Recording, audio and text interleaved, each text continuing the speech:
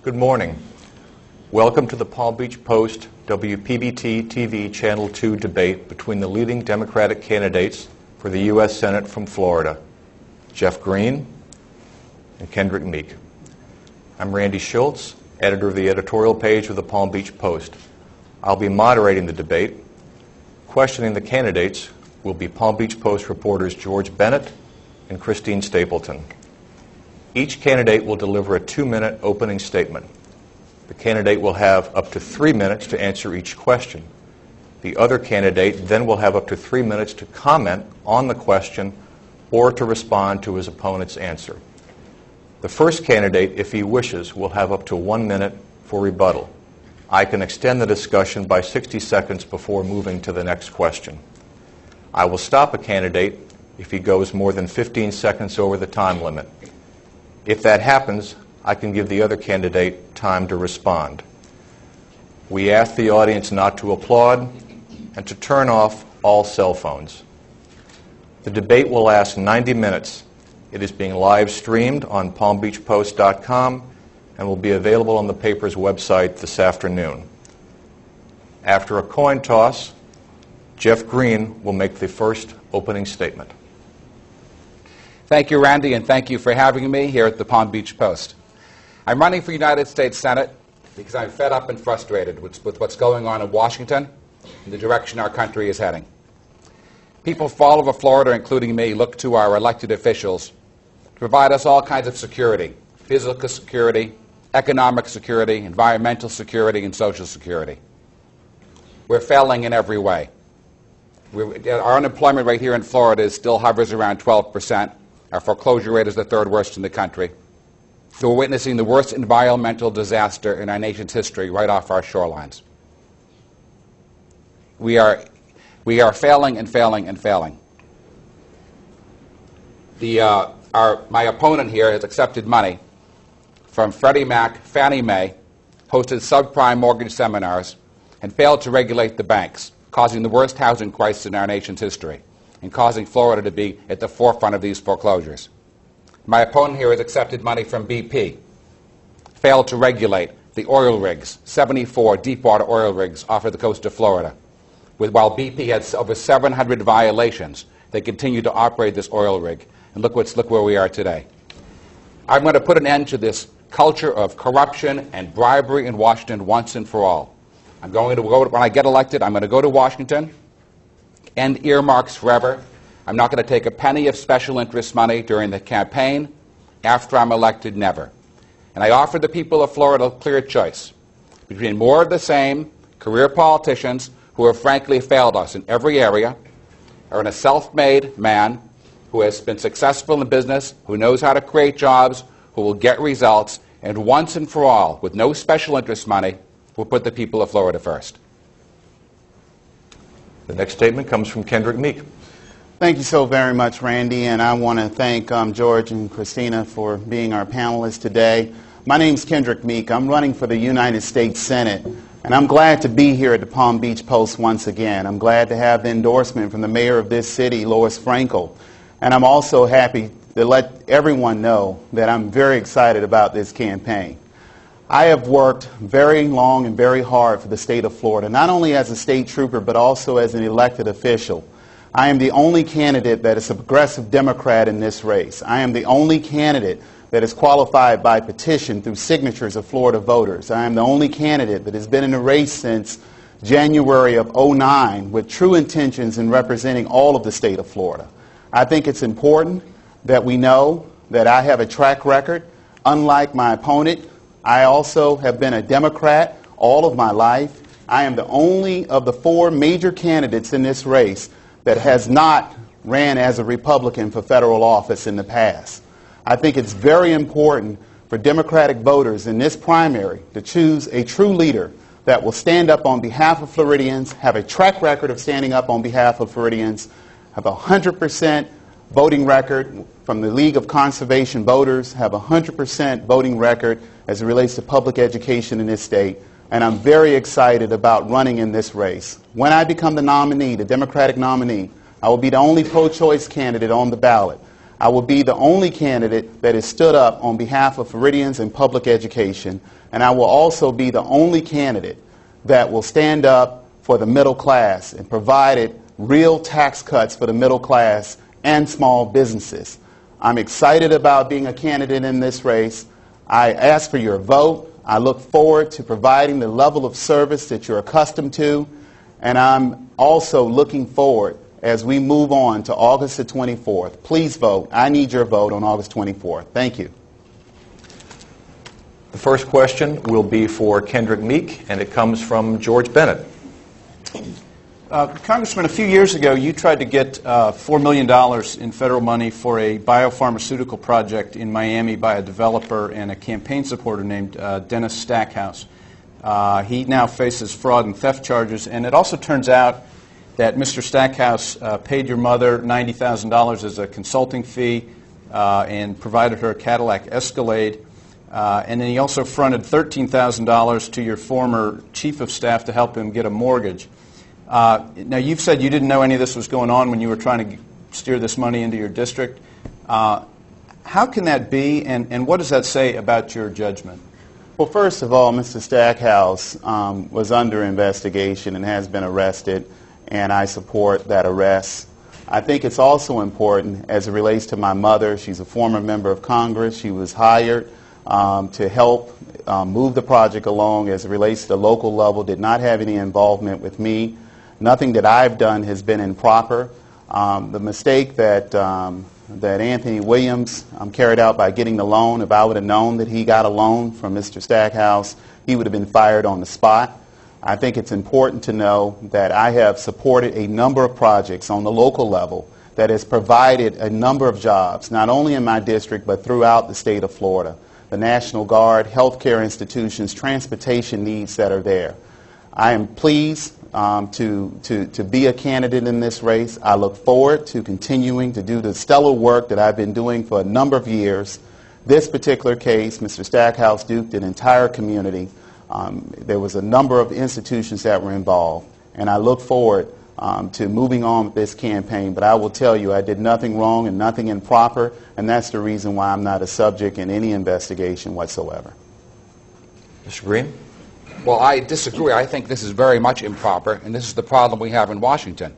I mean, the special interests are in the pockets of every one of our politicians. This just has to stop. I mean, the St. Petersburg Times, Kendrick, called you clueless or worse to not have known whether or not your mother was getting $90,000 in a Cadillac Escalade from a developer for whom you were asking for $4 million of our taxpayer money.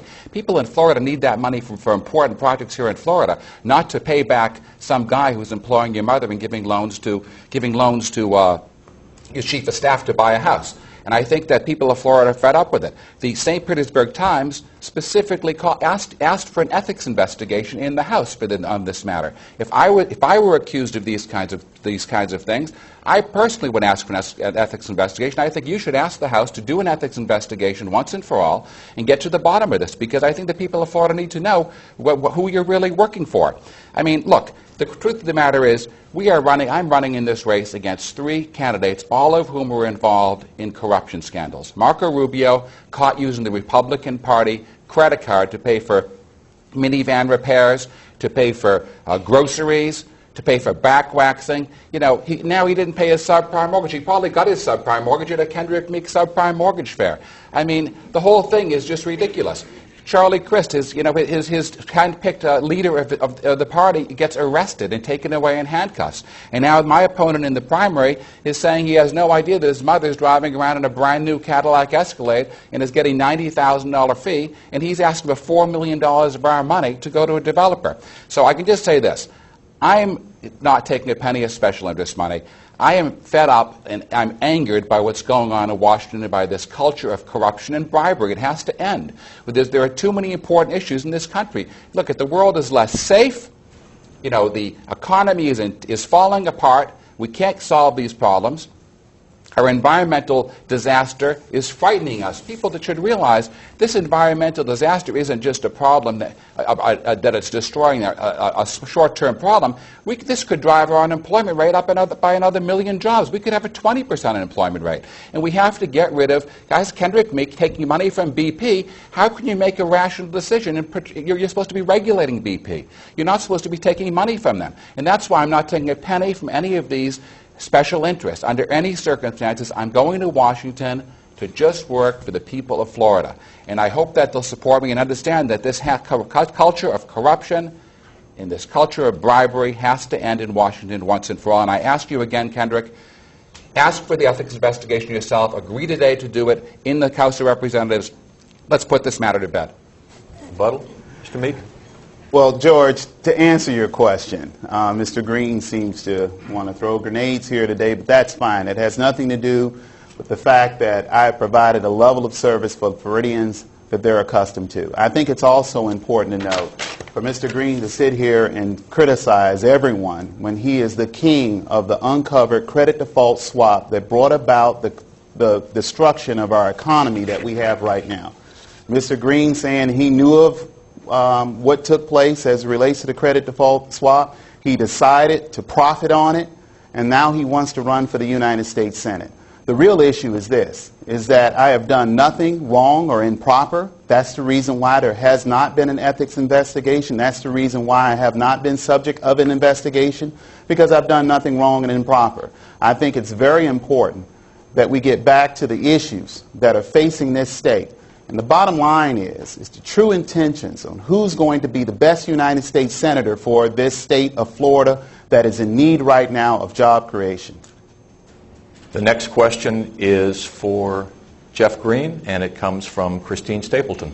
Thank you. Good morning, Mr. Greene. Good morning, Christine. Last week, the Senate held hearings on regulating complex financial instruments called derivatives. You have reportedly made hundreds of millions of dollars on a type of derivative called a credit default swap, which critics say fueled the meltdown on Wall Street in 2007.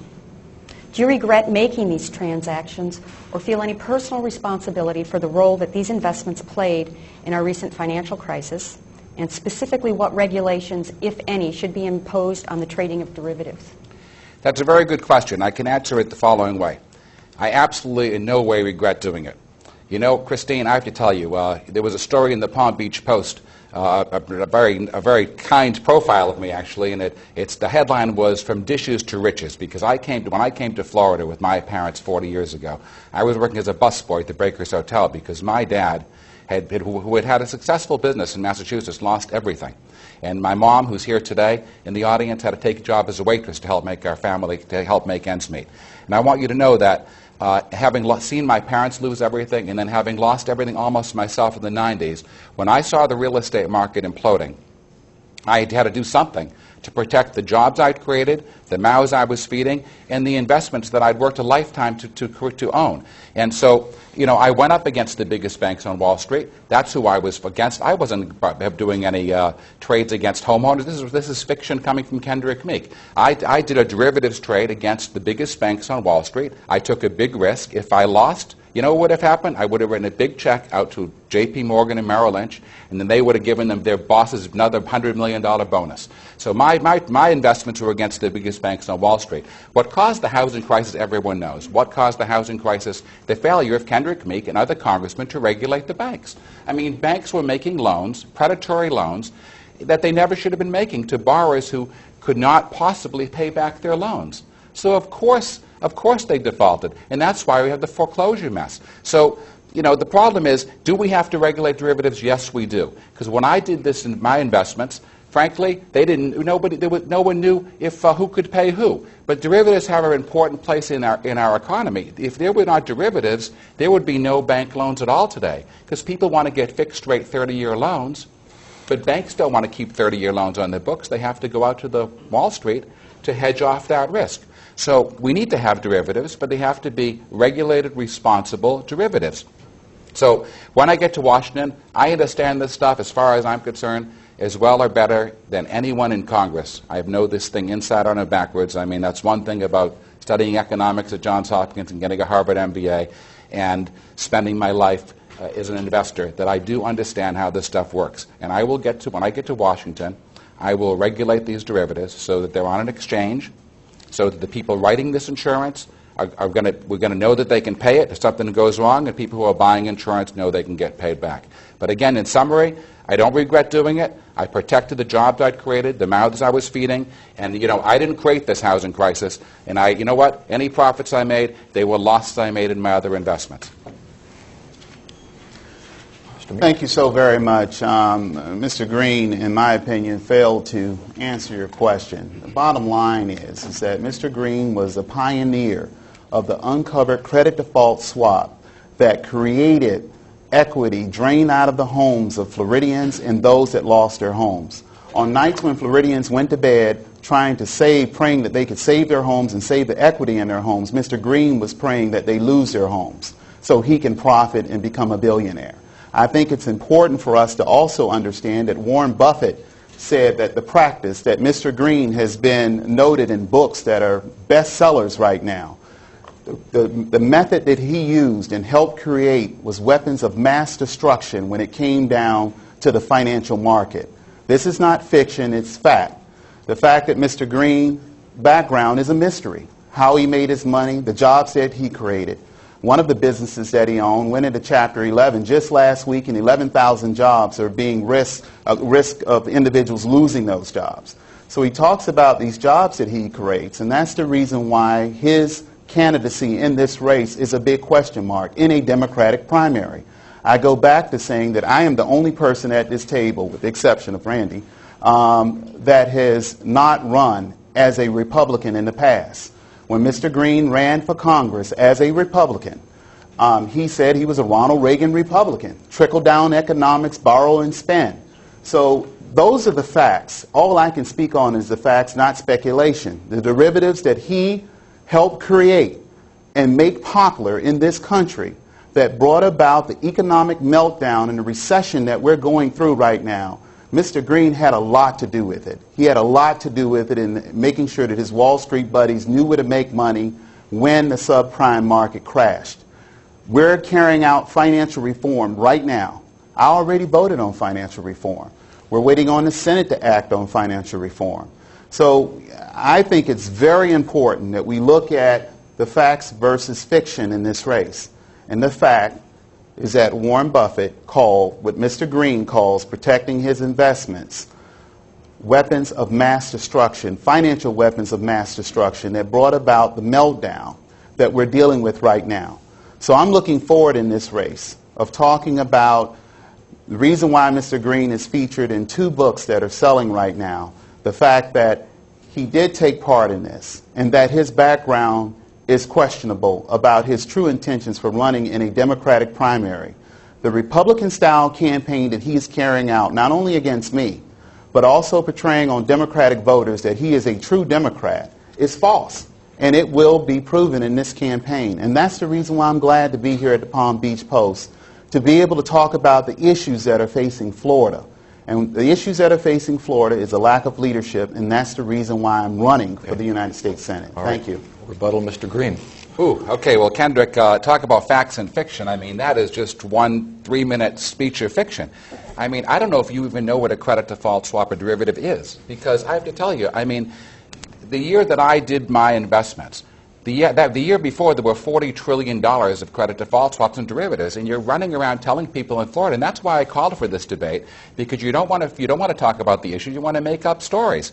You're saying I invented the derivatives market? There were $40 trillion of derivatives traded in the year before I even did this investment. And let me tell you something, there's a very big difference between what I did was I protected my investments. I wasn't speculating. I've never been to Wall Street. I'd never done this before. I was protecting the investment, my investments, the jobs I'd created. This was not some speculation like some people are doing with derivatives. And I mean, saying that I'm losing 11,000 jobs, again, it's just a silly story. The whole company that we're involved in only has 900 employees. And Kendrick, you have to be truthful in this campaign, because we're not going to get, we want to talk about issues, not make up stories. Okay, let's actually go 60 seconds more with each on this topic. So go ahead.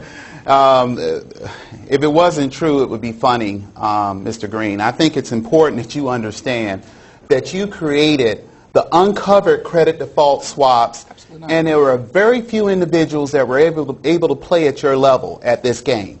You made millions of dollars on the backs and misery of Floridians and people in California. You wanted to profit. Now you want to turn around and use those dollars to convince Democrats, which we know that there are Democrats that are registered here in Florida. You just got here 2.5 years ago, and now you're showing up and saying, I want to be the United States Senator because my wallet says so. I think it's important that we understand that it's the uncovered credit default swap that you help create and make popular in this country. You are featured in 2 books. You don't get featured in books of being a pioneer. You don't get identified by Warren Buffett and carrying out weapons of financial mass destruction when you're just a sideline person and you happen to just hear it on the street, and then you got involved. You were at the table when it first started, and in this particular case. One more minute from Mr. Greene. Warren Buffett never mentioned me. He was talking about weapons of financial mass destruction, nothing to do whatsoever with what I did. Not a single Floridian lost a penny, Kendrick, because of the investments I made, and you know that's the case. The housing crisis happened because of you, Kendrick. Let's be honest here. You took money from Freddie Mac and Fannie Mae.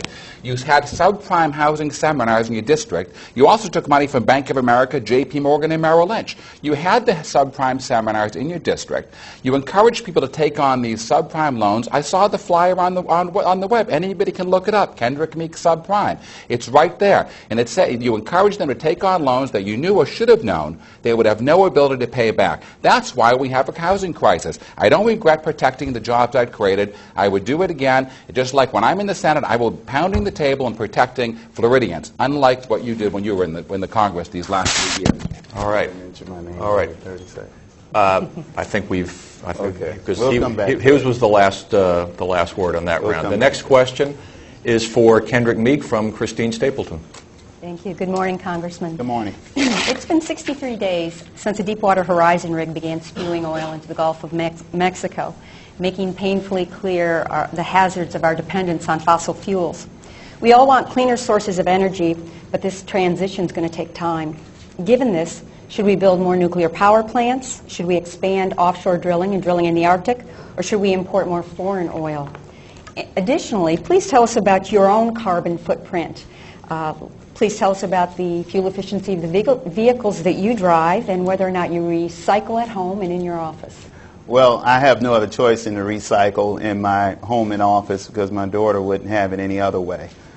We have a Ford hybrid. We also have a minivan. The hybrid was brought about because of the advocacy of my daughter, who's very green, I must add. She goes around and turning off light switches constantly.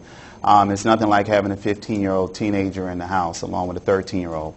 I think it's also important to understand this issue dealing with the oil coming out of the bottom of the Gulf right now speaks to the leadership that I've tried to provide on this particular issue. I think it's important that we get this oil capped off as soon as possible. 19 miles of beaches right now in Florida are affected by the oil spill. Keeping the pressure on BP is very important. My opponent speaks of me being wooed in any way by, individuals that supported my campaign in the past, and I must say that it hasn't affected my 100% voting record as it relates to the League of Conservation Voters that see me as one of the top environmentalists in the state of Florida. The fact that Senator Bill Nelson called me to carry the legislation to make sure that we didn't have expansion of offshore oil drilling off the coast of Florida, anywhere off the coast of the United States, until we get to the bottom of what happened on that oil rig, the lives that were lost, the damage that has been created by this man-made disaster. It's important that one has a track record in this United States Senate race. As the Democratic nominee, I will be the only individual that has been consistently against offshore oil drilling off the coast of Florida, and that's a fact and it's not fiction. I can't tell you what I may do if I've already done it, and will continue to do it. I think it's important that we move to new energy technology here in Florida, and this is an opportunity for Floridians to embrace that wholeheartedly. In the past, as you know, in the state legislature, there was a bill calling for, and passed the House, 3 miles off the coast of Florida allowing oil rigs. I fought against that legislation, and being against it totally. I also believe that the state legislature should go into special session to put a constitutional amendment on the ballot to allow Floridians to vote once and for all that we want tourism, that we do not want. We want a clean environment, and we want a Florida for our children and grandchildren, so that we will not have this approachment of offshore oil drilling off our coast of Florida. I think it's important. It creates jobs here in Florida with new energy technology. It provides opportunities for businesses that are already invested in it. And I think that it's important, counties like St. Lucie County, just north of here, of what they've done. Working with the private sector, working with the federal government, and working with the state government to bring about a green opportunity for businesses to move in and for individuals who work with their hands to place solar panels on the top of homes to allow Floridians to save. As a United States Senator, I will have a forward lean because my track record speaks to it. Mr. Greene. Look, this situation what we're dealing with in the Gulf is just a wake-up call to us all. It's a wake-up call about the failure of Kendrick, Meek, and the people in Washington to take care of our an energy policy. These Washington career politicians have been in the pockets of the oil companies for a generation. The oil companies have dictated our energy policy. We all know that. Let's face it. How do you not? You have 74 offshore deep-water oil rigs out on the water, but nobody made any thought there should be any plan whatsoever when something goes wrong. Don't we all? Wouldn't we assume we have anything? We all think we're going to have hurricanes. We have shutters on our. Oh, there we go. I need my microphone. You know, we have shutters on our house to protect us from hurricanes. We did nothing to take care of this. Why is that? Because the oil companies have dictated our energy policy for a generation, and you know, nobody noticed that. Did people like Kendrick, Meek, and these other Washington politicians who are supposed to be protecting us, did they think there was a wall in the middle of the ocean when they allowed all these rigs off of Louisiana without even blinking an eye and saying, hey, let's make sure that these rigs are being run properly? 700 violations by BP. Why wasn't Kendrick, Meek standing up before it happened and saying, hey, I'm here to protect the people of Florida. There are oil rigs out here run by a company that has 700 violations. So as far as I'm concerned, this situation never should have happened. It's a big failure of the career politicians like Kendrick, Meek, who have been sitting in Washington and not creating an energy policy. As far as what we have to do, we have lots to do, and we can do it. We're sending $350 billion a year now to foreign countries to buy oil, many of whom are our enemies. And you know what? That shouldn't be happening. And when I get to the Senate, I'm going to put an end to this dependence on foreign oil once and for all. I'm not taking a penny from any oil companies. I'm going to work for Florida, not for the oil companies. And we will fight to get green technology. We're going to have algae farms here in Florida. We're going to increase the amount we spend on research and development. You know that we only spend $4 billion. This is what the Congress spends on research and development for energy when we're sending $350 billion abroad to enemies. I mean, in some countries, so many of whom are our enemies. So, you know, we need to increase research and development, start getting some algae technology. You know that an algae farm for biofuels can produce up to 10,000 gallons of fuel per acre per year. We need to get that. We have to harness the fuel, harness the energy from the Gulf Stream and the waves. We need to get wind farms. We need solar panels, good solar panels, the kind, not these old-fashioned ones, but the kind they're working on at MIT right now, that are 2 feet by 2 feet that'll heat an entire house. So when I get to Washington, I'm going to be outside the clause of the special interest in the oil companies, and I will accomplish energy independence for us once and for all. Mr. Meek.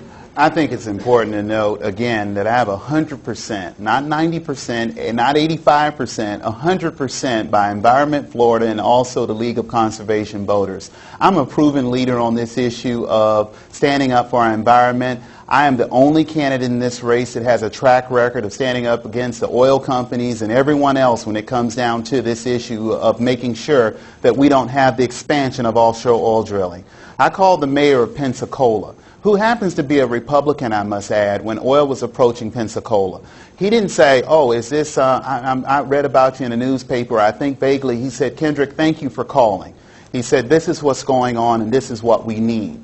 And it's because of that relationship that I have built throughout the state of Florida with local leaders. That's the reason why 230 locally elected officials have endorsed my campaign for the United States Senate, because they know that I am the kind of leader that's going to create jobs and stand up against the special interests.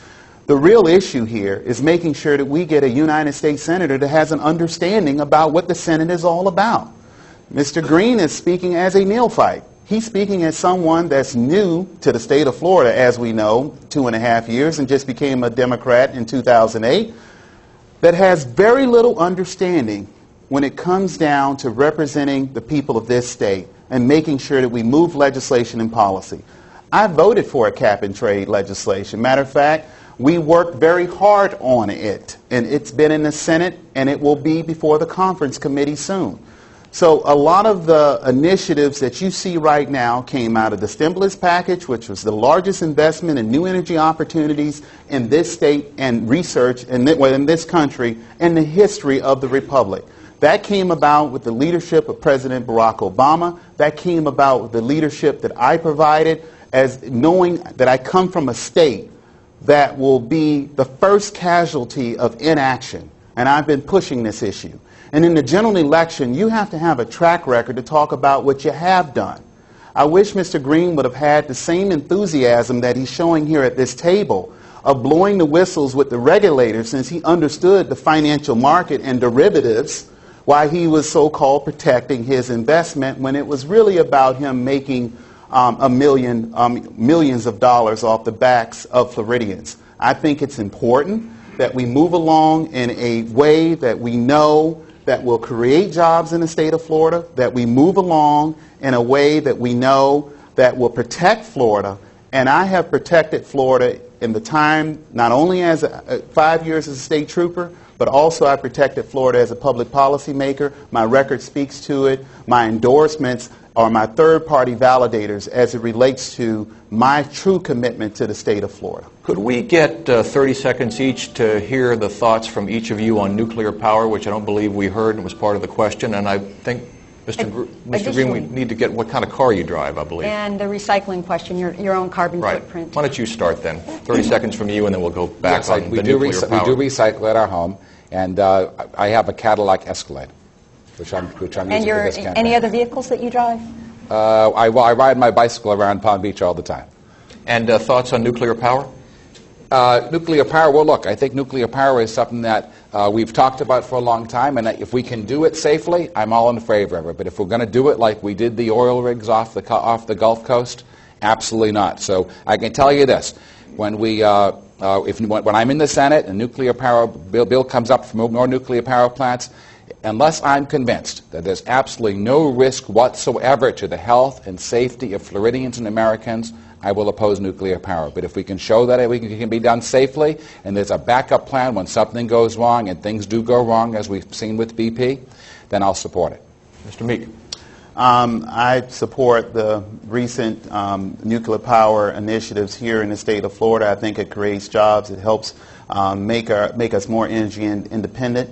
Of course, we want it to be safe. That's something, and we do know that as it relates to nuclear power plants failure in the past, that we've learned from those failures, and the safeguards have been put into place. But I can tell you the reason why Senator Nelson and I filed a bill to make sure that we understand what happened in the deep water situation that we're dealing with now is to make sure that we can respond to it in the future. We know that there'll be offshore drilling, but it has to be safe offshore drilling, and our future is in new energy opportunities versus petroleum, which will be the reason why I will be one of the strongest leaders in the Senate, working along with Senator Bill Nelson on these very difficult issues that are facing our country. There's a major battle going on in Congress right now, petroleum versus new energy opportunities, and I'm on the side of the future and not the past. All right, the next question is for Jeff Greene from George Bennett. Okay, speaking of the future, Social Security, the trustees that oversee Social Security and Medicare project that based on the current demographic trends, Social Security won't be able to pay all of its promised benefits starting in 2037. And Medicare, the situation is more bleak. They predict the trust fund is going to be exhausted around 2017.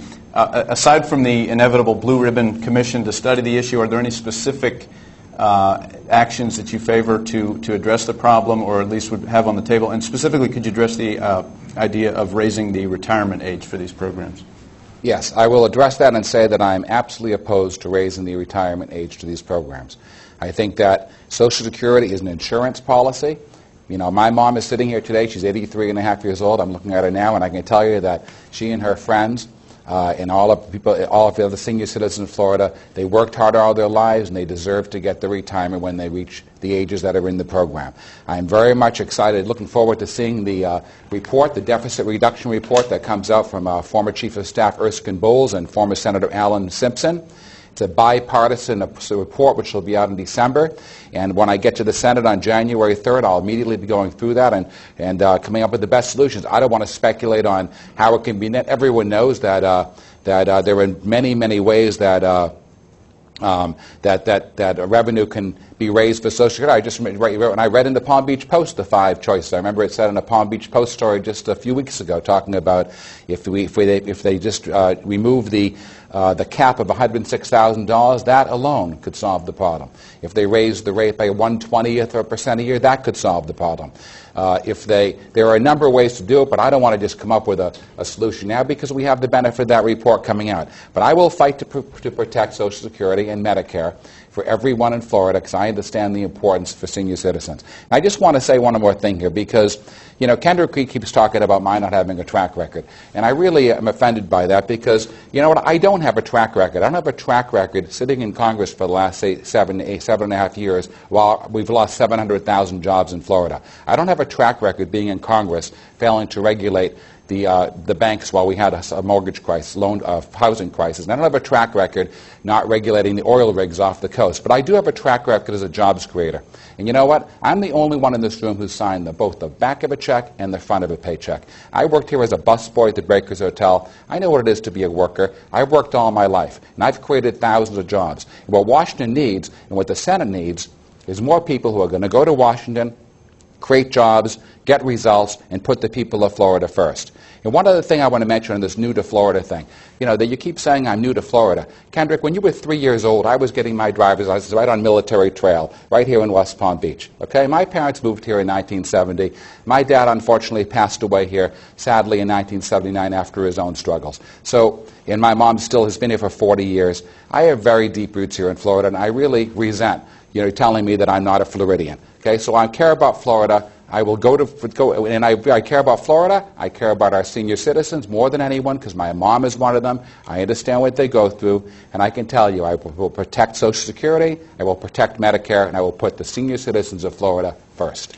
Mr. Meek, that's, I guess, a hybrid 3 minutes back to you on Social Security and whatever else you want to do. Thank you so very much. How we save the Social Security Trust Fund is making sure that we expand the middle-class work base. That's the reason why, workforce. That's the reason why I think new energy technologies will be able to help allow those individuals that have a high school diploma all the way to individuals that have a PhD. Expanding that middle-class workforce is going to help shore up the Social Security Trust Fund. I think it's also important to know that it's sovereign to 2037. So when this report is released at the end of this year, it's important that we allow those other stakeholders, AARP, seniors in the state of Florida. I'll hold town hall meetings throughout the state of Florida, as I'm known to do, and making sure that we get the input from those that are taking Social Security now. If Social Security was to fail, 40% of Florida will go into poverty. I think it's important to have the best player on the field, the individual that understands it most. When you go to the United States Senate, you're only one of 2 senators that's representing the state that has almost one of the greatest needs as it relates to Social Security. Survivor benefits, over 1 million children are making ends meet under 18 out of survivor benefits. Disability with a service state like Florida. So many individuals are hurt on the job that's counting on Social Security. I think it's important we look at this whole issue of raising the eligibility age. It should not be the first thing on the table, especially from the senator from the state of Florida, and I'm opposed to that. I think it's very important that we take this in a very smart way and making sure that we get as much input as possible, and I'll reach out to all of Florida as I've done when I qualified by petition. I think it's important to know that Mr. Greene, his track record, this is what we know. He hasn't turned in his financial disclosure. His taxes are not on his website, as I put on mine, 7 years of taxes. First time he ever voted as a Democrat was here in Florida in 2008. He only voted 4 times in his life, and he's asking Floridians to come out and vote for him. He ran as a Republican. The last time he ran, he filled out federal paperwork to run for federal office as a Ronald Reagan Republican. He is running in a Democratic primary. He cannot deny the fact that he has embraced the Republican Party, and then when he left the Republican Party, he became an independent, and I must say all of this took place in California. The reason why he's trying to get now so-called roots in the state of Florida is that now he's moved here. He has a mansion here. And now he says he understands the needs of the people of the state of Florida. This is a Democratic primary to elevate a Democratic voice in the general election. And I am so happy that my credentials go far and deep. I fought in this county when Al Gore was cheated of the 2000 election. I fought in this county as it relates to Democratic elections throughout from that point on. We're at the time limit now. 1 minute, Mr. Greene. Okay, look, this is the reason I called for this debate, because, I've just been subject to personal attacks. I'm putting myself in this race because I care about the people of Florida, and I want to take the success I've achieved in the private sector and I bring it to Washington, unlike these failed career politicians. And, to talk about my Democratic roots, Kendrick, look, I was born in Massachusetts. My first, when I was born, my senator was John F. Kennedy. And I remember the first presidential election before you were born in 1960, when I was a 5-year-old kid. I remember it was John F. Kennedy beat Richard Nixon. You know what? I look at JFK as a role model of someone who had all kinds of privileges, as I now have in my life, and who looked at Washington and said, you know what? I can do better than some of these others. I'm going to put myself there, and I'm going to get things accomplished for the people, for the country. And he was a great president. And I look at him as a role model and look forward to following in his footsteps in Washington. Since the original question was about Social Security, I'd like to just do a quick yes or no question to both of you before we go on. And the yes or no question is this: do you believe that to keep Social Security solvent, there will have to be some change, either singly or in combination, regarding the tax rate, the distribution of benefits, or the age at which you can qualify? Yes or no? Will there have to be some change in any of those areas? Well, absolutely. Yes. Yes, there will have to be some change in one of those 3 areas. And yes, there will have to be some change. Okay. Then the next question is to Kendrick Meek from George Bennett. Okay. Well, let's start out. It's about Israel, but who knows where it'll go. The Obama administration has been a lot more critical of Israel than the Bush administration. Criticized Israel over the housing in East Jerusalem. A couple weeks ago, it signed on to a United Nations nuclear non-proliferation statement that singled out Israel, didn't mention Iran's nuclear program. Relations a lot of people see between the U.S. and Israel as being at a low point right now. What do you think of President Obama's approach to Israel? Well, I think that the president is committed to making sure that we bring about peace in the Middle East, so I know that as a fact. I can tell you some of the latest incidents that have taken place needed be the full investigation of what took place with the flotilla, that I must add that I, as a member of Congress, wrote a letter in defense of Israel protecting itself, because I think it's very, very important. If we had a ship, or leave alone a flotilla, heading towards the port of Palm Beach, I think it's important that the Coast Guard does what it has to do to make sure that that ship does not make it to the port for homeland security purposes, and will use any means necessary to do so. I think it's also important to know from the congressional standpoint, because all I can speak to is that I've written a letter to the administration. I think the issues that are important, along with the Majority Leader Steny Hoyer of the House, that the U.S.-Israel relationship is key. Israel is our friend in the Middle East, our only long-term democracy that's in the Middle East. I think it's important, with the threats of Iran, that we keep the pressure and put forth sanctions on Iran to make sure that they don't get the nuclear capability that they're trying to achieve, in my opinion. I think that the region will be at risk if we do not continue to strengthen the relationship and the strong commitment that we have to Israel. We give Israel quite a bit of military assistance so it can defend itself. I know that the United States of America will be there for Israel in its time of need. I think it's important, as I've signed on the legislation, and I'm one of the most highest rated individuals by AIPAC, of being able to, which is a group of Israeli Americans that watch out for not only the safety and security of Israel, but making sure that it's not harmed in any way. I think it's important that we have a strong relationship, which I promote, being someone who has represented a large Jewish population in Congress and also in the state legislature, that has always fought to make sure that Israel can defend itself, and make sure, as a former member of the Armed Services Committee, making sure that they receive the military assistance from the United States of America. I think it's very important that we look at this as tools of commitment. I think that the Obama administration must continue to improve its relationship with Israel. I've heard not only the voices from the Knesset, but also from the Prime Minister of Israel, and the importance of a strong U.S. relationship. I think it's important that we make sure that we keep the pressure on Iran and other rogue states that are in the region. Mr. Greene. Israel is our only friend, real true friend in the Middle East, our true reliable friend on whom we can count. And we are Israel's only friend in the world among the big countries. I lived in Israel when I was in high school. I was an exchange student there for 7 months. And I've traveled in every inch of that country. And right now, Israel is being attacked by political figures from around the world and a conspiracy of propaganda. I'm a Democrat, but I'm an independent Democrat, and I don't agree with the way the president frankly has handled Israel. We have to, in the world, out in the world when it comes to foreign policy. We have to stand by our friends with undying loyalty. We have to make our enemies tremble. Iran is on the verge of getting a nuclear weapon, and while we have been spinning our wheels trying to engage them, they've been spinning 3,000 centrifuges a day purifying uranium for nuclear weapon. And if Iran gets a nuclear weapon, I am absolutely certain that'll bring about the biggest nuclear arms race this world has ever seen. Because we all know the relations between Iran and the Arab neighbors are not great relations. Iran doesn't have great relations with hardly anyone. And so you know if Iran gets a nuclear weapon, you can be sure that Saudi Arabia will have one, Kuwait, Egypt. And can you only imagine if those countries have a nuclear weapon? Look what's happened just in the last year.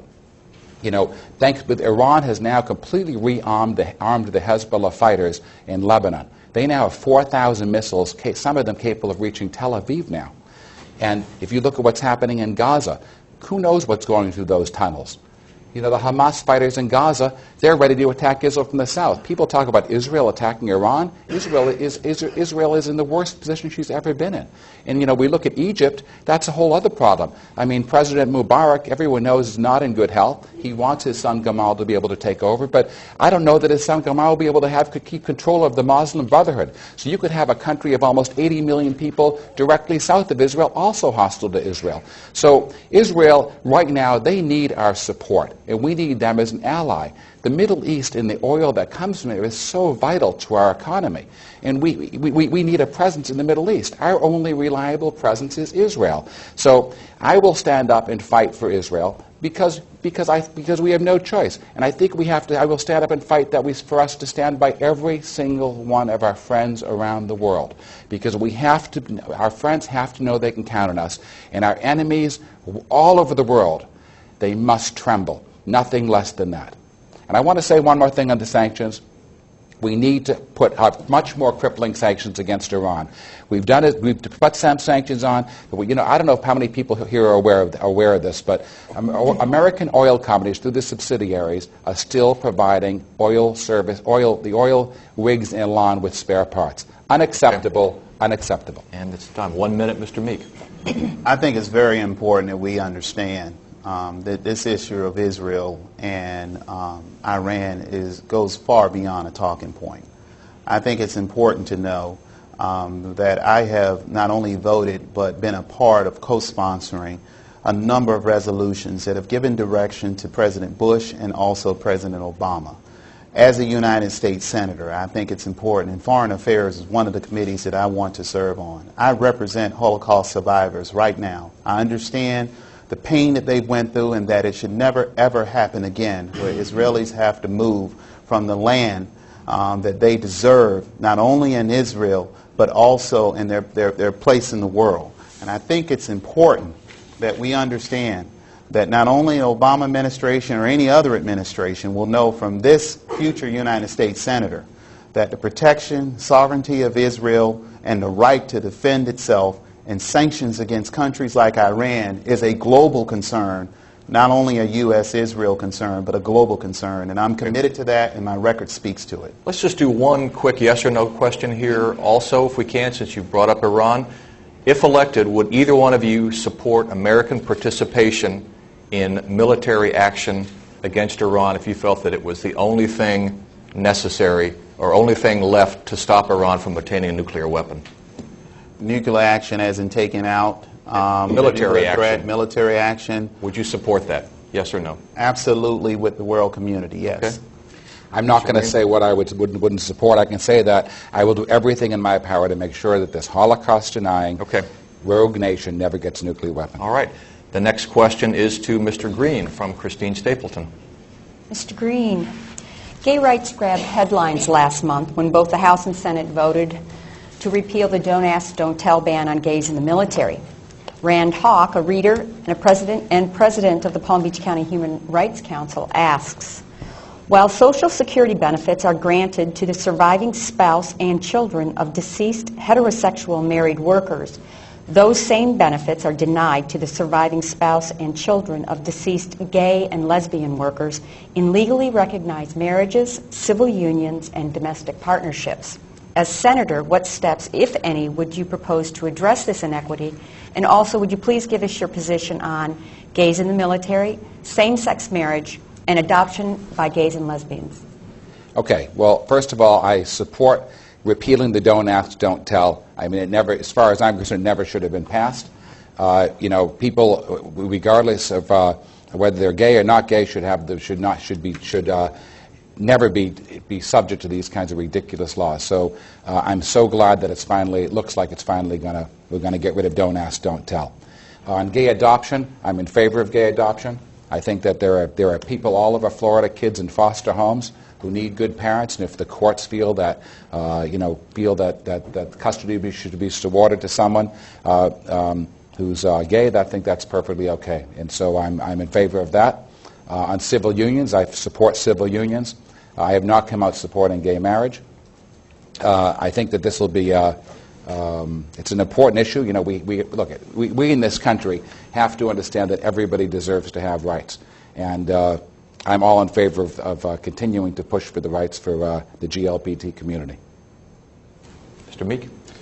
As it relates to the question of gay adoption, I have been working to make sure that gays are able to adopt, the GLBT community able to adopt kids that are in need, foster kids. There are hundreds and thousands of them thousands of them in the state of Florida that need a home with two individuals that are willing to raise that child and make sure that they make it in this society that we have right now.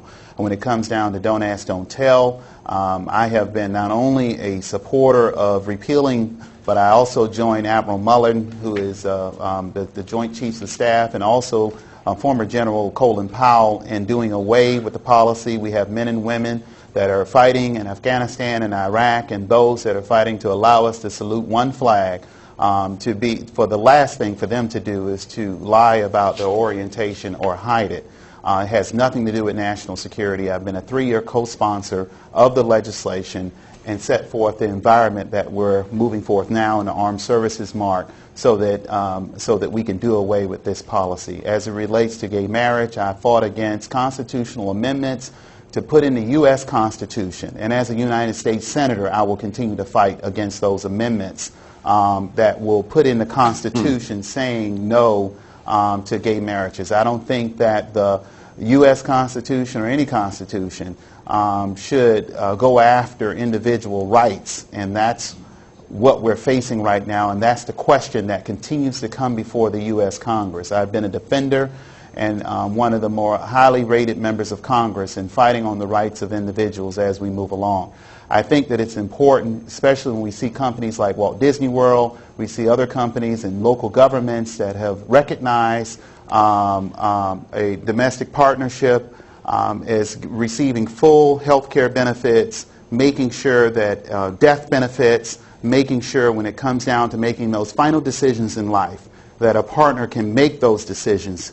We know that this is an issue before the courts. I think it's very, very important that we have nominees, because when I become the Democratic nominee in this U.S. Senate race, I will make sure that justices like Justice Sotomayor, who I supported in this, with her nomination, and other justices as they go to the Supreme Court, that they have individual rights forefront in their minds as it relates to protecting the rights of individual Americans.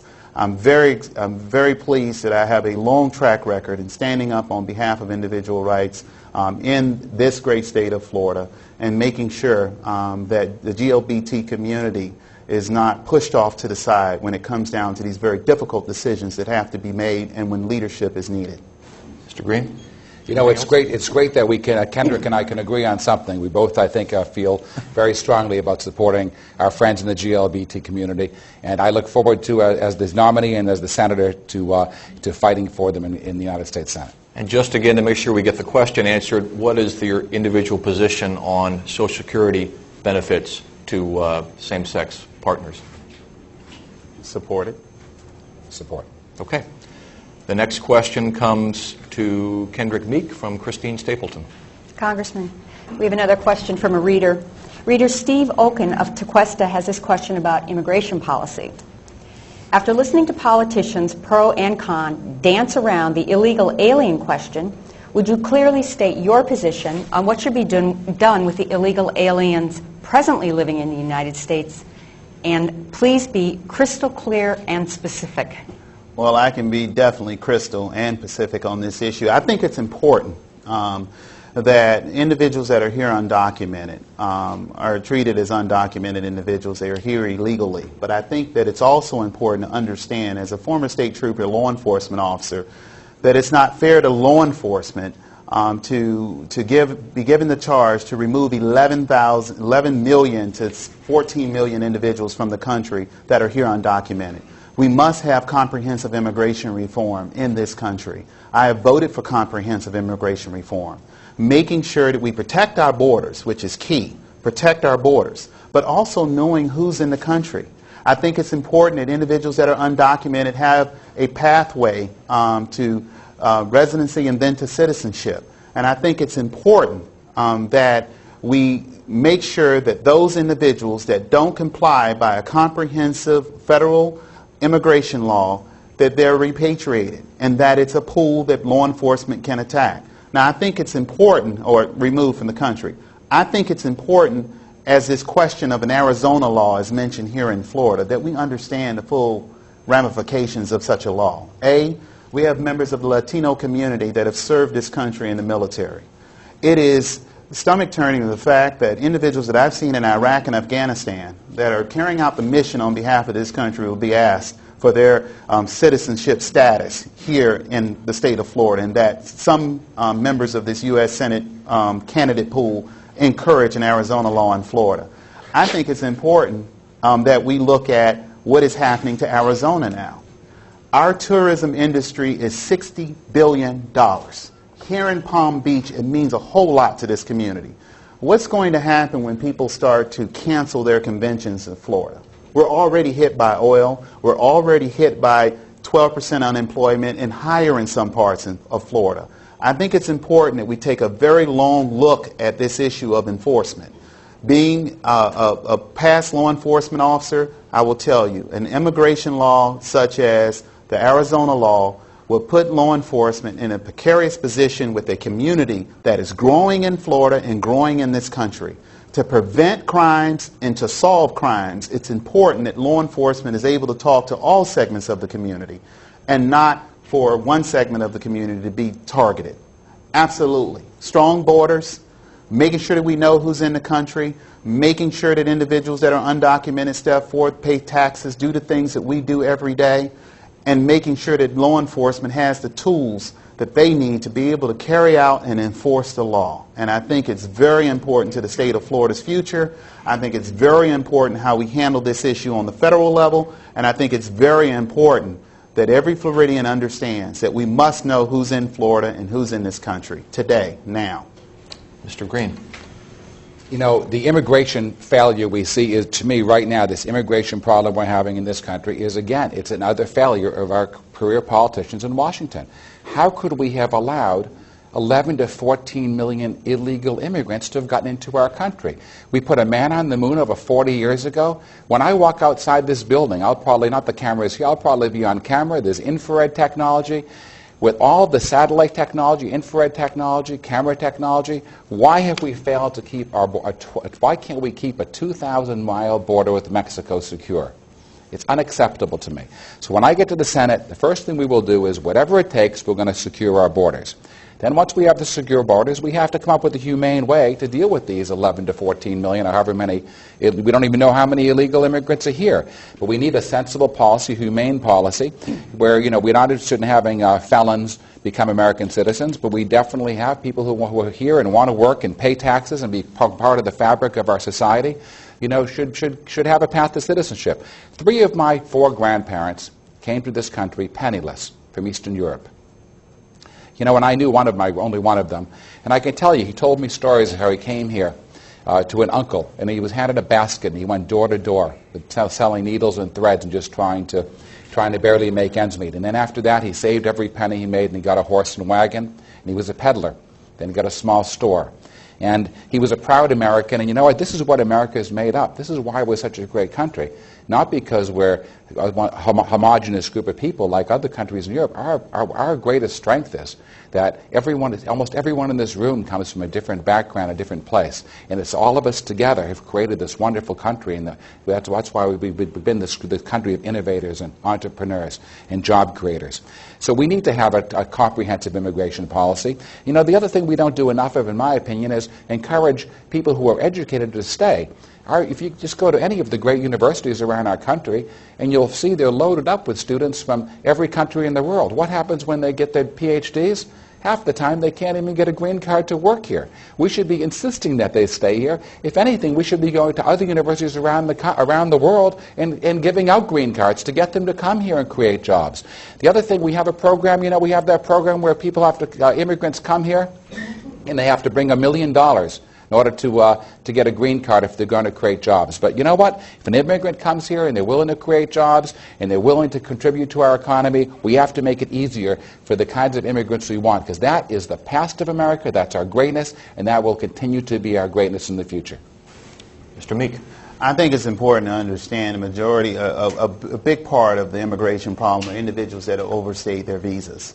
I think it's also important to know that we have a workforce right here in Florida in America that is educated to carry out the kind of leadership that we need on the business front in creating jobs and also filling those jobs. We have 12% unemployment right now. This U.S. Senate seat is about who's going to expand and allow and provide the tax cuts that small businesses need to be able to expand their businesses. That's the reason why I supported the stimulus package that brought about 7.1 million Floridians a tax break and making work pay. I think it's also important to know that in Florida we have individuals that are getting here by sea illegally, that I support the Coast Guard in interdicting those individuals. It's important that individuals that are here that we understand that overstay their visa. And I think that it's also important that we pass comprehensive immigration reform. I am the only progressive Democrat in this race that will bring about that kind of change. Very quickly, if we could, one of the issues that's come up related to immigration is the interpretation of the 14th Amendment that says any child born in the United States is an American citizen no matter the legal status of his or her parents. Do you agree with that interpretation? Yes, I do too. Okay. Thank you. The next question is for Mr. Greene from George Bennett. One of the important things the Senate does is vote on judicial nominees. So voters can get an idea of your approach to this issue. Tell us which current Supreme Court justice's philosophy you most admire and why. Oh, that's a tough question. Look, I would say that the Supreme Court is going to determine, you know, the future much more than Kendrick, Meek, or Jeff Greene, or any of our other elected officials. And so we need to have justices who are going to interpret the Constitution and make sure and protect the rights of all Americans. And you know, obviously, I'm going to be more in favor of the the more liberal interpretations come from Supreme Court justices than others. And but I can tell you that I'm glad that Justice Sotomayor was appointed. I think it's a great statement to finally have someone of her caliber in the Supreme Court. I admire her very much. Mr. Meek. I think it's important when you look at the philosophy of the Supreme Court justices that now serve, that it's one that will protect a woman's right to choose, that we make sure to stand up for individual rights, that will make sure that the Constitution is enforced to the utmost. Not being an advocate judge, but being a judge that will look at the law for the way it's stated in the Constitution, making sure that federal law is in line with that constitutional constitutional words that we have in the U.S. Constitution. I think that it's also important in making sure that we break the gridlock that we have right now in the U.S. Senate. We need filibuster reform now, making sure that individuals cannot hold up justices or appointees by the President of the United States sitting in their office. I look forward to being a part of that movement in the new U.S. Senate. I think it's also important to know that it's a big job of every United States senator to make sure that those that serve on the Supreme Court, the highest court of the land, does not use political thinking when it comes down to decisions that are made, making sure that we protect the rights that the veterans, almost 2 million veterans that live in the state of Florida, has fought for us, not only defending the Constitution, but making sure that we salute one flag. And I'm excited about becoming a United States Senator. I'm excited about taking that kind of thinking as a future United States Senator to the general election, coming with a strong voice, making sure that women that are under attack right now, even by the state legislature and even by Congress when we dealt with the health care legislation, and making sure that a woman has a right to choose what happens with her body, and we don't find doctors and women breaking the law because some law was passed and their rights were stepped upon. And that's the reason why I have a 100% voting record when it comes down to NARAL and also Planned Parenthood, and making sure that woman has a right to choose what happens with her body, and amongst other things as it relates to ratings by other groups of my strong stance for individual rights. 1 minute, Mr. Greene, if you choose. You know, again, there's nothing more important in the United States. The United States senators do decide who gets to be on the Supreme Court. And, you know, right now we have Justice, hopefully future Justice Kagan to be approved. And I'm looking forward to participating in that process, which, you know, with the process which will really determine our futures in many, many ways. You mentioned the filibuster rule very quickly. How does each of you feel about ending the 60-vote rule in the Senate, the filibuster rule? Are you for it or against it? I'm for it.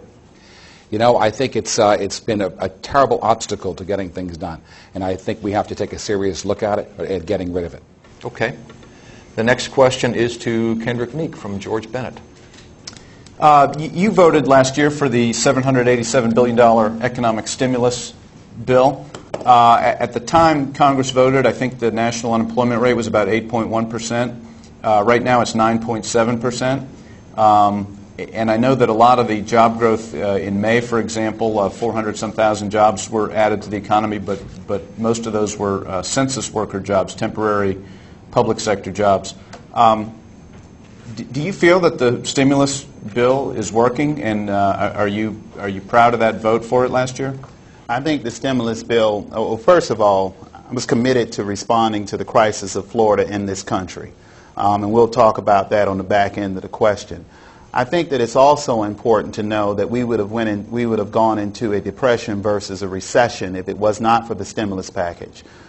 Public educators we were able to save public education jobs and public educators in Florida. We were able to assist cities in being able to provide the very needs that their constituents need.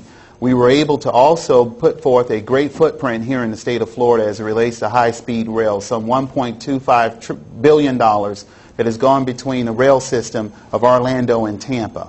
I think it's important to know that transportation is key to the growth of jobs in Florida and also being able to attract jobs to Florida, and it's been one of our Achilles heels.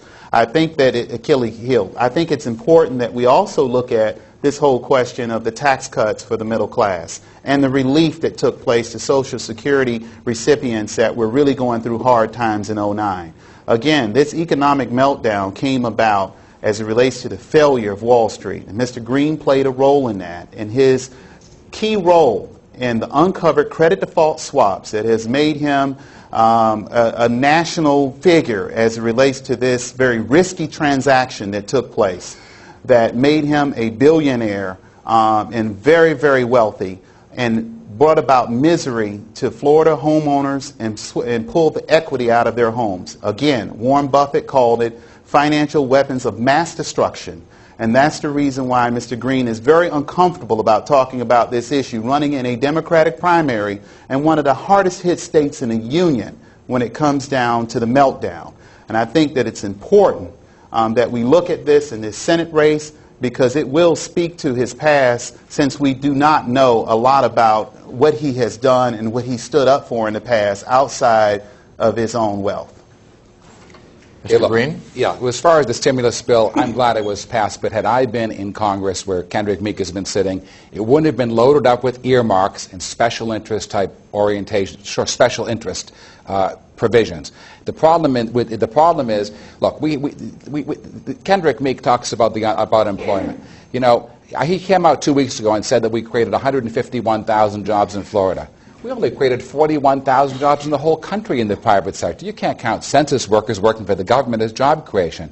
The fact of the matter is, the only job that you really created the last few years was one for your mother as a consultant to make $90,000 and get an Escalade to drive up to Tallahassee. So, Kendrick, look at the reality is that we needed a stimulus bill. We need a stimulus bill that's targeted at jobs and getting the economy going. And, you know, we're in an economic world war right now. This isn't a skirmish. People fighting us for jobs, China, India, Korea, Taiwan, name the country. They're all trying to get our jobs. And you know what? We're failing. Because since Kendrick Meek's been in the Congress, we've lost 700,000 jobs just here in Florida. And that shouldn't be the case, because the fact of the matter is, if you look at the world today, the world today has an exploding middle class. I was watching an interview recently on Charlie Rose with Larry Summers, and they asked what the seminal event would be of this time. You know what he said? The largest transformation, the biggest transformation of a population from poverty to the middle class in our history. Just in China, there are going to be 370 million new middle-class people in the next 5 years.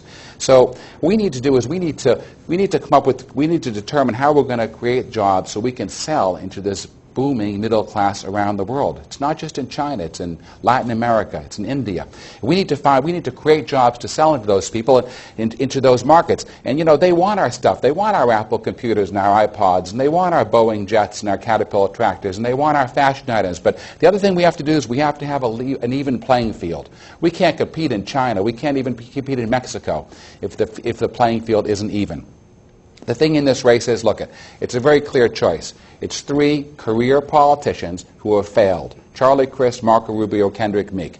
We all know where we are today. It's no secret. You can talk about personal attacks. The fact is, we are failing miserably in our economy. We have 1 million unemployed Floridians. The unemployment rate has gone straight up, and there's only one person running in this race who's a proven job creator. Okay, my whole life I've been creating jobs, running businesses, and been successful. And I will give the people of Florida will have a choice on August 24th, and they'll have another choice in November, between failure and success. Failed career politicians who have brought us to this economic disaster we're in today, and a successful businessman who knows how to create jobs, will not take a penny of special interest money, will end the earmark nonsense in Washington, and put the people of Florida first. 1 minute to you. Jeff Greene, you are a special interest. And you know, it's interesting as a Wall Street insider that you can come to Florida and try to play the advocate. It's interesting. Showing up at the intersection after the accident and say, gee, we need a stop sign. Please. My mother is 83 years old. She ran for office, 84 years old I must add, ran for office in 1979, as a single mother with 3 children, divorced twice, working at a junior college, saying that she wanted to serve her community. She's in the Women's Hall of Fame. How dare you attack the character of my mother? How dare you attack a Floridian that was born here, someone who has lived here, someone that has stood up for women, someone that has been a stellar Democrat, and you continue to attack her. How dare you, Jeff Greene? And the real issue, I would never, ever, because I'm a man of integrity and a man of honor, attack your mother, your father, your wife, or any member of your family. I have children. I have a 13-year-old son that looks up to me. I have a 15-year-old daughter that looks up to me, and they're proud of their father, they're proud of their grandmother, and I wish that you run against me versus trying to run against my 84-year-old mother. Excuse me. Mr. Greene, you get 60 seconds to respond, then we'll move to the last question. Okay. Kendrick, I'm not attacking your mother, I'm attacking you. It's you that went for the earmark from Dennis Stackhouse to get $4 million of our taxpayer money to give to this crooked developer who's now facing a criminal trial. It's you, Kendrick, who did it. It's your chief of staff that got a $13,000 loan from Dennis Stackhouse to build a house. And you paid him back and tried to pay him back. You got him an earmark of $73,000. You tried to get him another $4 million.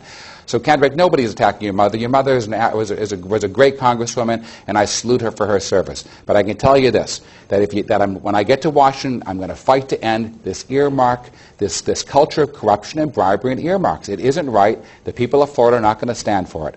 And that's the way it is. All right. Just in case anybody forgot that question was about the stimulus bill to begin with. We will now have the last question. It goes to Mr. Greene from Christine Stapleton. Mr. Greene, the Obama administration recently reiterated its intention to begin withdrawing troops from Afghanistan in July 2011. Some military officials have indicated we may need more time, and just this morning, General Stanley McChrystal, America's top commander in Afghanistan, has been ordered home to explain his comment in a magazine article criticizing the administration and poking fun at administration officials in overseeing the war. Is our strategy in Afghanistan working, and should our timetable be based on a calendar or on achieving our defined goals in Afghanistan? Yeah, I can say this. This situation in Afghanistan has been very challenging, as we know. We're there for a purpose. We're trying to get al-Qaeda and the Taliban isolated. We've really worked very hard. We've lost a lot of lives. We've spent a lot of money. We've put a lot of effort into it, and it hasn't really worked right now. President Karzai, unfortunately, we understand, I understand, is negotiating with the Taliban, assuming we're going to be leaving. This is not what we want to happen. And when I read what General McChrystal said to Rolling Stone magazine, I saw this on the news this morning, it's unfortunate. And, look at the reality is we're in a very dangerous world today. We all know that. 9/11, look at the Times Square bomber, and we've got some real problems. And I got to tell you something. One of the reasons I'm running for Senate today is I'm panicked about the security. I talked earlier about Iran getting a nuclear weapon, what that could do to the safety of this world. I don't feel that the people who are in office have really made me feel safer as an American. They've tried, admittedly. I'm sure they mean well, but look where we are. The world has never felt less safe. North Korea just blew up that boat, the South Korean naval vessel, and as South Korea tries to do some messages out of their speakers, North Korea says we're going to have a war. Well, they have nuclear weapons, and we don't need to be in a confrontation with China over the North Korea. So the world is a very scary place right now. To answer your question directly, I'm not in favor of timetables. I think that we should really be talking about getting our mission accomplished. Of course, we should have our timetables, and I would prefer, although it may not be politically expedient, if timetables were really behind closed doors. The president of course should have timetables with his generals, and I think that we always have goals, but I think that to publicize our timetable, it doesn't seem right, because to me it just says to the enemy, we're leaving on a certain date, and then they start making plans for our withdrawal. And so I think the same has happened with Iraq. I'm very concerned that with our timetable of leaving there, that some of those that are against us will use that timetable to against us to try to come up with contingency plans. So, I'm hopeful that we're going to come up with a solution in Afghanistan. We're a great country. We have a great military. I have a lot of great confidence in President Obama, and I'm sure that I'm very hopeful that we'll do what we can to isolate these terrorists in Afghanistan. Because, we can't have them on our shores. I mean, look, we've been very lucky that we haven't had another major attack after 9/11. But I fear for that. We talked about Iran earlier. I mean, everyone in the world knows that for the last 10 years, the Iranians have been shopping for scientists to build biological weapons. I wouldn't be surprised if they have them. So we have to realize this is a tough time we're in right now. When I get to the Senate, I'll do everything I can to fight to protect the safety of the Americans. Mr. Meek, on Afghanistan. I think it's important that we bring an end to the conflict 10 years in Afghanistan mid-next year. I think it's a goal of the administration now, and I think it's important that we carry that out. We're paying warlords for access for supplies to come on the Pakistan side over to Afghanistan. I think some of the minerals that were recently found will hopefully help the Afghan government get some sort of economy outside of the poppy plants. I think it's also important that we look at how many Floridians have lost their lives in harm's way. Some over 230 Floridians have lost their lives. When we look at the combination between Afghanistan and Iraq, I think it's important to know that we spent $1 trillion. If we're in the business of bringing our debt down, I think we have to start with looking at these wars and how much they're costing the U.S. taxpayer and the precarious position they're putting us in with countries like China and India that's buying our debt. We have to have fiscal responsibility. Secretary Gates, Dr. Gates, has said that the Defense Department should come under the same scrutiny as other federal agencies. That's the reason why I supported the PAYGO measure in Congress. Even though national defense is outside of the PAYGO rules that were passed, it's important that we look at the objectives that need to be met. And Osama bin Laden need to be tracked down and exterminated as far as I'm concerned. But there are other ways that we can do it, not only through Predator drones, but real ground intelligence that has improved over the last 10 years. Mr. Greene speaks of this issue of timetables. That reminds me of Republican talk. George W. Bush talked about timetables. He talked about the fact that, oh, well, we should not, let the enemy know when we're leaving. That's what kept us in Iraq for so long. I'm glad that President Obama, Hillary Rodham Clinton, and also the Vice President of the United States stood up and came up with a plan with the Department of Defense with a quick and responsible of taking our combat troops plan out of Iraq. The same thing has to happen in Afghanistan. We cannot continue to spend $1 million of boots on the ground. I think it's important per soldier. I think it's important that we protect our men and women in harm's way, but we're also responsible when it comes down to it. I must say that it's very important. True intentions in representing the people of the state of Florida has to prevail in this Democratic primary. Not someone that was in charge of the credit default swap who made it very popular on Wall Street that brought about the meltdown that we're experiencing right now. I'm very sincere about that.